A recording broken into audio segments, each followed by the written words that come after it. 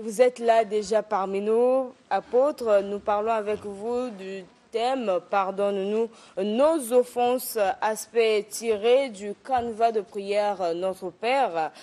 Apôtre, vous allez certainement faire un petit exposé à propos. Chers téléspectateurs, vous avez le droit ou la possibilité de joindre le pasteur au 06 678 25 47.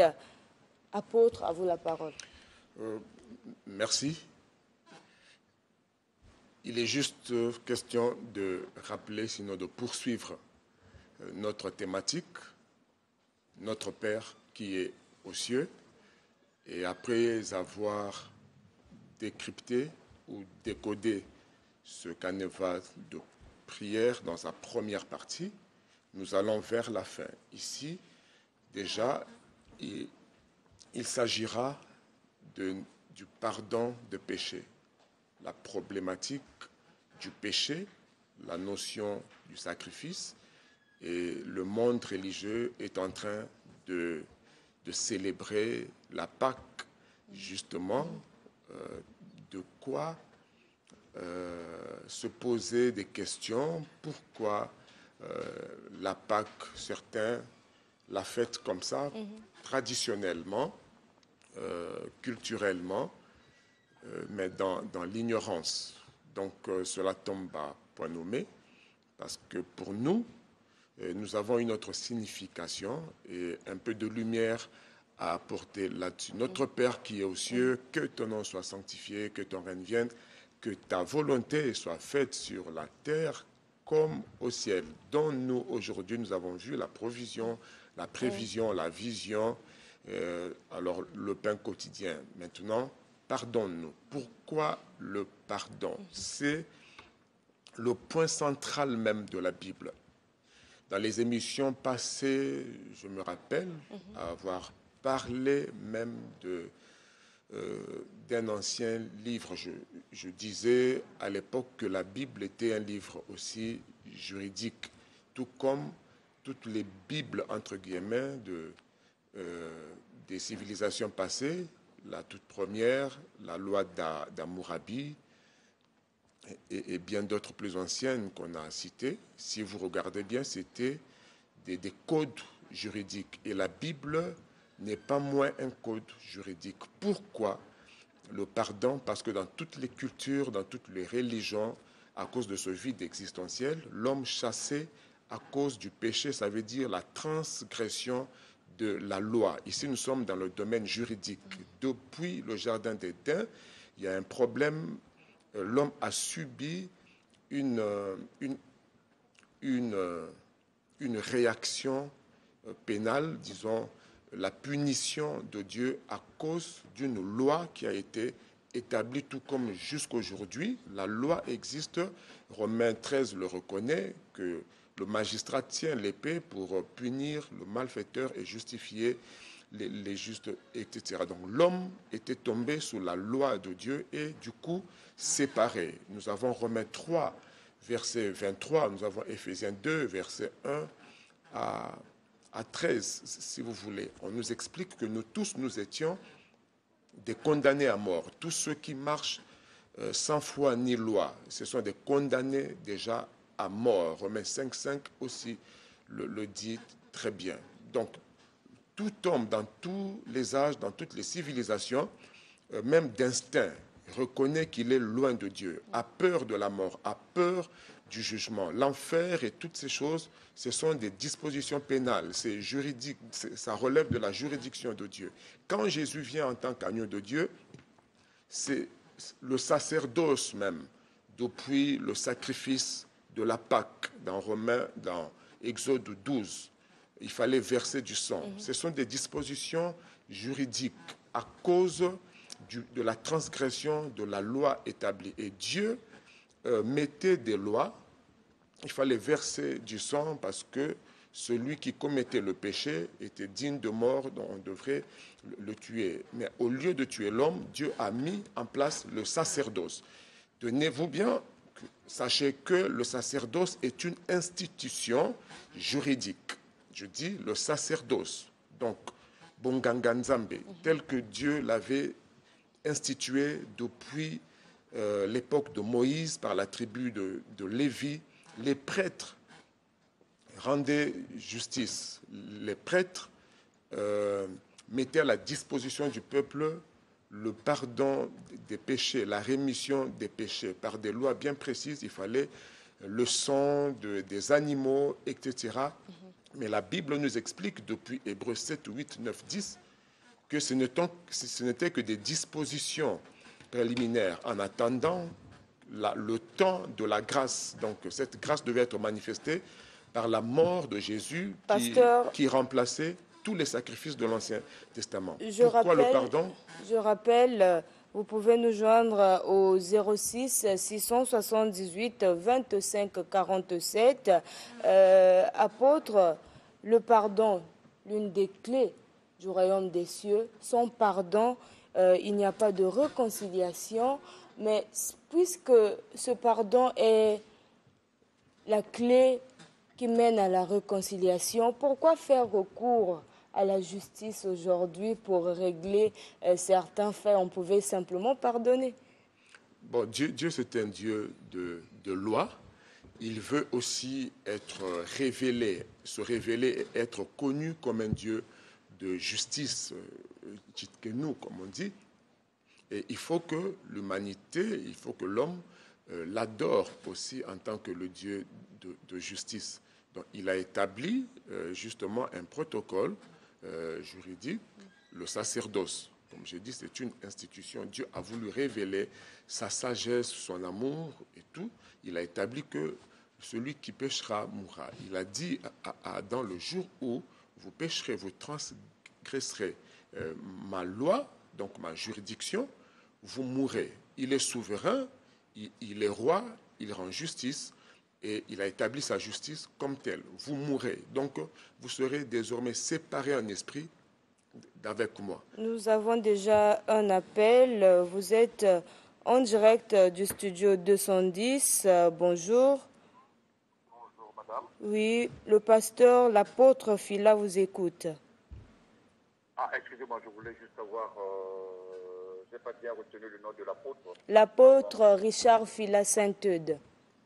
Ok, merci beaucoup. Merci beaucoup. Je continue à suivre l'émission. Merci, restez scotché. Et donc, apôtre, que retenir encore sur cette thématique? Oui, le pardon, ce n'est pas quelque chose de plus simple qu'on l'imagine, ou célébrer la Pâque.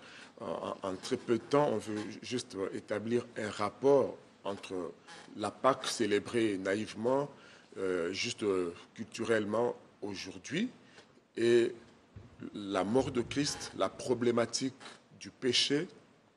Pourquoi le sang? Nous avons attribué cela au protocole juridique de Dieu. Le plan de Dieu, il a établi comme ça souverainement. Il faut respecter certaines lois pour que le pécheur qui a transgressé la loi se réconcilie avec Dieu. Nous avons un autre appel, apôtre. Oui, vous êtes en direct de Studio 210. Bonjour. Vous pouvez poser votre question à l'apôtre, il vous écoute.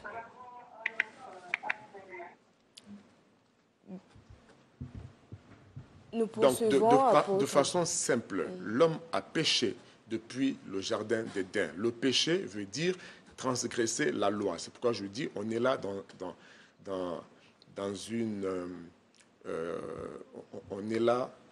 dans une disposition juridique.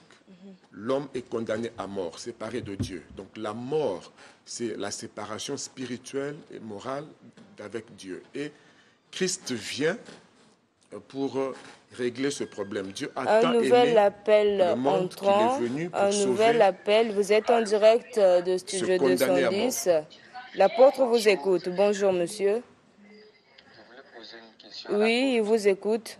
Allez-y. Mais il ne m'écoute pas. Parlez, il vous écoute. Ok, moi je voulais poser la question à l'apôtre. Allez-y. Le pardon sous le pardon. Allez-y. Le pardon. En fait, moi j'avais fait du mal à un frère. Et 2 ans après, je suis allé voir mon frère Labodi. Mon frère, écoute, je t'avais fait du mal. Et après, je lui ai demandé le pardon. Et le lendemain, à 5 heures du matin, j'ai vu un BGA à la maison pour venir me prendre, pour m'amener en prison. Alors, est-ce que ce genre de personne-là, est-ce que je peux encore le pardonner ou est-ce que Dieu, qu'est-ce qu'il pense de moi? J'ai fait la prison parce que j'ai avoué l'erreur que j'avais fait à mon frère. Et le lendemain, il vient avec un BGA pour me mettre en prison. Donc j'ai du mal maintenant à pardonner aux gens. La question est sensible, l'apôtre. Oui, c'est vrai. Ce qui est vrai, le Seigneur vous demandera toujours de pardonner. 7 fois, 77 fois, il faut pardonner. Seul, vous ne pourrez rien. C'est par l'Esprit de Christ, l'Esprit de Dieu, que vous recevrez la capacité, l'amour de Dieu, parce que l'amour pardonne tout, excuse tout. Humainement, il y a un niveau de pardon qui devient très difficile. Il faut l'Esprit de Dieu. Selon Dieu, il faut continuer à pardonner et faire confiance à la justice de Dieu. Dieu rend justice. Pardonnez selon ce canevas de notre Père et il vous sera pardonné. Pardonnez-nous nos offenses comme nous pardonnons à ceux qui nous ont offensés. Je vous conseillerais de pardonner et de faire confiance au Seigneur. Il vous rendra justice. Vous serez plus grand en esprit si vous continuez à pardonner. Message reçu, il y a un autre appel entrant. Bonjour, vous êtes en direct de Studio 210. D'accord. Allô? Oui, on vous écoute. Posez la question à l'apôtre. Je voulais juste poser une question à l'apôtre Phila. Oui, il vous écoute. Allez-y, posez la question. Bon, oui, ma question est celle-ci. Quand quelqu'un est pardonné par Dieu, comment il peut être au courant de ce pardon-là? C'est tout. Merci. Nous sommes plutôt en retard d'information. La bonne nouvelle est basée sur le pardon. Le point central même de la Bible, le sujet principal, c'est que Dieu a tant aimé le monde qu'il a donné son Fils, ça veut dire en sacrifice. Pourquoi sacrifice? À cause du pardon. Dieu a déjà pardonné tout le monde. La bonne nouvelle, c'est que le monde peut être, l'humanité peut être réconciliée avec Dieu. C'est déjà écrit dans la Bible. Et si nous sommes prédicateurs, le premier message que nous prêchons pour bâtir une église, pour sauver des âmes, c'est l'amour de Dieu. Cet amour, selon Romains 5, à partir du verset 1, 5 jusqu'en bas, Dieu a montré, a prouvé son amour envers nous en ce que lorsque nous étions encore des pécheurs, Christ est mort pour nous. Donc nous ne savions pas que nos péchés passés, présents et futurs ont été déjà réglés par le sacrifice de la mort de Christ sur la croix. Il suffit de lire la Bible et d'écouter le message de l'Évangile pour savoir que vous êtes pardonné. La foi, c'est croire ce qui est écrit, c'est croire ce que les messagers de Dieu vous annoncent. Pasteur, nous avons un autre appel entrant. Allô, vous êtes en direct de Studio 210, l'apôtre vous écoute. Ouais, bonjour, monsieur l'apôtre. Bonjour, mon frère. Posez la question, monsieur. Ouais. Ouais, bonjour l'apôtre. Bonjour, mon frère. Ouais, ce que moi je voulais vous demander. Allez-y, il vous écoute. Ouais, c'est que ma question est que je voulais demander à l'apôtre. Vous êtes apôtre. Allô? Oui, il vous écoute. Développez votre pensée, s'il vous plaît. Ouais. Ouais, je dis, vous êtes apôtre. Qu'est-ce que vous avez déjà prophétisé comme Éloignez-vous de votre poste téléviseur, s'il vous plaît, sinon baissez le son. Je crois, si. Je crois bien il veut parler des prophéties, mais nous avons aussi, nous notons la première question, prophétie réalisée, et donc vous allez peut-être répondre en même temps. Oui, vous êtes en direct de Studio 210.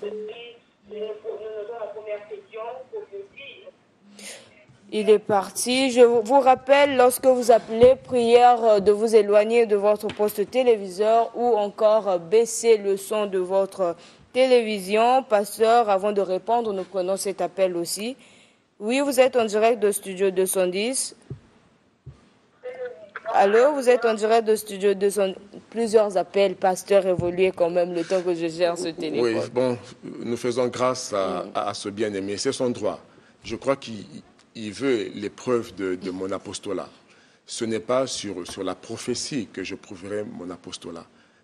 On prouve son apostolat par le sacrifice. Ceux qui nous connaissent, ils savent que nous avons quitté notre confort, tout ce que nous sommes, tout ce que nous avions, pour aller dans les villages, se sacrifier dans d'autres cultures, dans d'autres milieux, très loin de nous-mêmes, pour donner notre vie aux autres et que des Là, gens, vous rejoignez le pasteur Ange Bienvenu à Luna sur la loi du sacrifice. Voilà, la grande preuve du ministère ou d'un apostolat, c'est le sacrifice, et nous l'avons fait depuis toutes les années où nous servons le Seigneur, sans compter les miracles, sans compter des vies transformées, des prostituées, des féticheurs, Apôtre, des magiciens, nous recevons cet des appel. brigands qui ont donné Oui, vous êtes leur en vie à direct de Christ. Studio 210.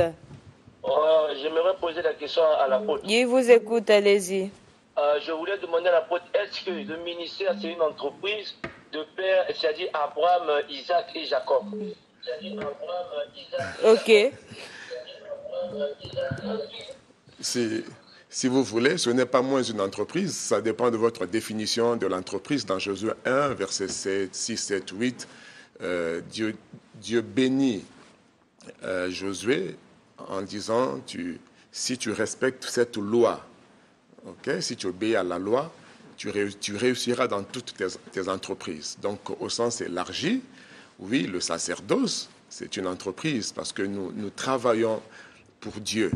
Maintenant, si vous voulez poser la question, si c'est une entreprise lucrative, je dirais non, bien que Dieu récompense ses serviteurs.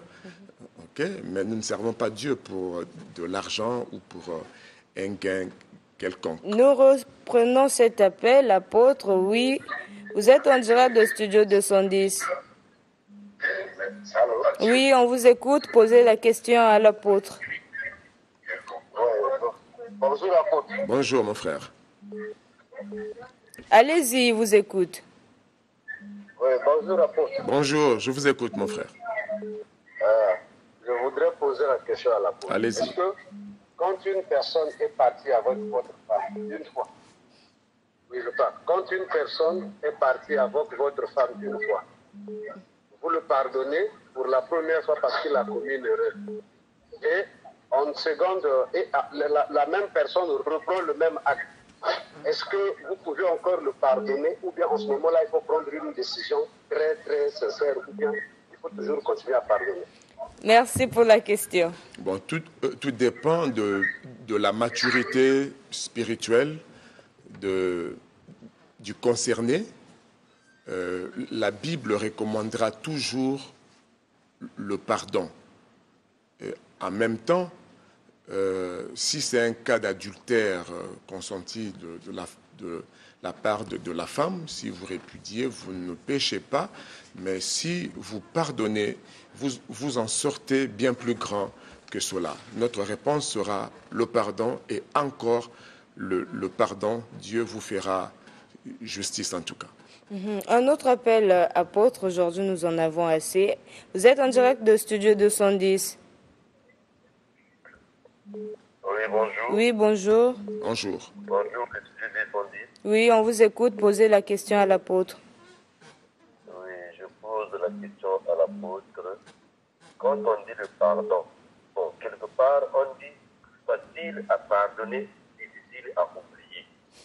Donc, je ne comprends pas. Est-ce que quand on pardonne, on a pardonné, c'est facile, mais difficile à oublier. D'accord. Et ma deuxième question est celui-là. Il me parle, on célèbre la Pâque. Nous utilisons le calendrier romain. Le calendrier romain, ça veut dire que toutes les manifestations que nous faisons durant toute l'année, c'est catholique. Donc l'apôtre, il est aussi catholique, il a pris ça. Et je ne sais pas. D'accord. Merci. Au fait, pour la première question, La première question, il dit, vous demandez qu'il faut toujours pardonner, mais l'on dit qu'il est facile de pardonner, mais difficile d'oublier. il est justement difficile d'oublier. Encore une fois, tout dépendra de la maturité spirituelle. On peut pardonner et sans oublier. Maintenant, le souvenir de ce mal n'aura pas, sinon proportionnellement, de l'impact sur vous selon votre maturité et la place que vous donnez à la parole de Dieu, à l'Esprit de Dieu. Je peux pardonner, mais je n'oublie pas. Même quand je me rappelle que cette personne, c'est elle qui m'a offensé, j'ai là l'occasion de manifester encore l'amour. Justement, la manifestation de l'amour est proportionnelle au degré du mal qu'on nous a fait. Dieu a tellement aimé le monde. Nous étions des pécheurs, nous l'avons offensé, il a pardonné jusqu'à ceux qui l'ont crucifié sur la croix. C'est de cette manière, comme j'ai cité Romains 5:5, Dieu prouve son amour envers nous, de ce que lorsque nous étions encore pécheurs, nous l'avons offensé, tellement offensé, même il est mort pour nous, verser son sang, nous continuons à blasphémer, mais il continue encore à nous aimer. Donc le souvenir du mal nous donne l'occasion de continuer à manifester encore de l'amour. Si tu oublies totalement le mal qu'on t'a fait, tu n'auras pas suffisamment l'objet de l'amour devant toi. Donc, gardons le souvenir du mal et continuons malgré cela à aimer cette personne qui nous a fait du mal. Continuons, nous rappelons que... Il y a la deuxième question. Oui. La deuxième question, il y en avait deux concernant le calendrier romain. Vous, catholique à ce point? Si nous fêtons aujourd'hui, en réalité, ce n'est pas forcément à cause du calendrier romain. Dans la Bible, nous savons que dans Romains, dans Colossiens 2, 14, 15, nous rend libres de toutes les prédispositions sacerdotales de l'Ancien Testament. On est libre des dates, pleine lune, même les dates de la Pâque, de la Pentecôte, parce que nous sommes régis sous un nouvel ordre sacerdotal. Christ nous a franchis de la loi sacerdotale et cérémonielle, donc, et même les dates. C'est par tolérance, parce que ce n'est pas un péché. Dans certains milieux, c'est juste de l'ignorance. Quoi qu'il en soit, en pleine Pâque traditionnellement, culturellement fêtée, nous avons là l'occasion de révéler, selon 1 Corinthiens 5, versets 6, 7, 8, 10 jusqu'en bas, que Christ Jésus est notre Pâque. Christ est notre fête. Normalement, nous ne fêtons pas la vraie Pâque seulement en cette date-ci. Pour nous qui avons la révélation de Christ, les vrais Juifs, selon Philippiens 3.3, nous rendons notre culte à Dieu par le Saint-Esprit. Nous prenons ce dernier appel. L'apôtre vous écoute. L'apôtre, ma question est celle-ci. Vous enseignez un enseignement sur les dons spirituels. Oui. À la fin de l'enseignement, il n'y a pas eu manifestation de la présence du Saint-Esprit. Conduite à tenir. Bon, déjà, à la base, Dieu est souverain.